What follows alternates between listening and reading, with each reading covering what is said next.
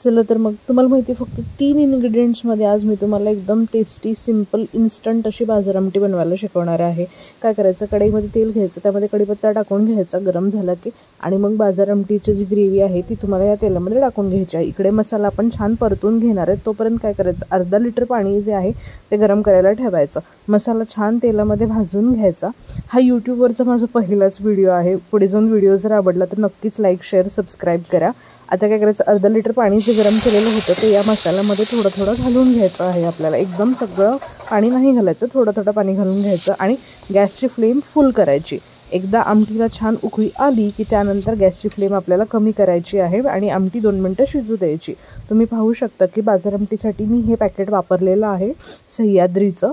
याला अर्धा लिटरचं प्रमाण आहे पाण्याचं। इतका काय छान तरी आली, तुम्ही बघू शकता। जेवढी छान दिसायला भाजी तेवढी चवीला पण छान आहे। तुम्ही पण नक्कीच ट्राय करून बघा। तुम्हाला